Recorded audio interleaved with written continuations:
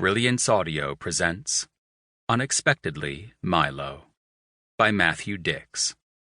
Performed by Will Dameron. The moment that Milo Slade had attempted to avoid for nearly his entire life finally arrived under the sodium glow of a parking lot fluorescent at a Burger King just south of Washington, D.C., along Interstate 95. His wife, Christine, about 300 miles north of his position, was completely unaware of his present location.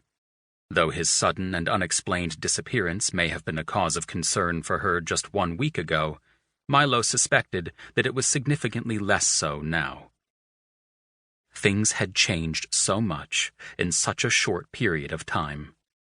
The camera and the tapes, the objects that had ultimately led him to this moment, were also back in Connecticut, left there purposely lest he be unable to stop himself from watching. These items had been in his possession for less than 2 weeks, and he felt guilty enough for what he had seen already. It was just after 7 p.m., and his passenger and fellow traveler had expressed the need to use a restroom.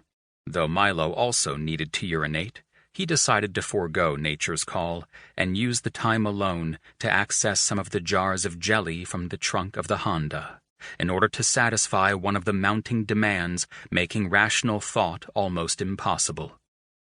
Almost an hour ago, Milo had been forced to complain to his companion about the overwhelming headache that had been plaguing him ever since the first of these demands had taken shape in his mind.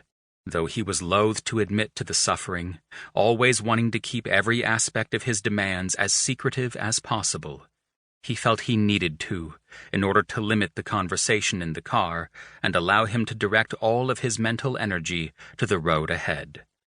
An offer had been made to take the wheel, as he knew it would, but Milo also knew that the pressure would only increase if he were sitting in a passenger seat with nothing on which to direct his attention. With each passing mile, the demands had grown stronger and louder. Though that wasn't quite right, since they issued no actual sound. Instead, each inexplicable demand blazed away in his mind like a small sun, a silent, unstoppable imperative that consumed all thought and reason. And as they did so, the confines of the Honda had seemed to become smaller and smaller. He had grown fidgety, his arms and legs feeling almost electrified. Even in the limited space of the driver's seat, he was unable to sit still. The fillings in his teeth had begun to ache. He was perspiring uncontrollably. His brain felt as if it were trapped in an ever-tightening vice. The physical toll of the demands had never been so terrible. He had tried switching the Honda's cruise control on and off in an effort to release some of the pressure on his mind and body, but found no relief.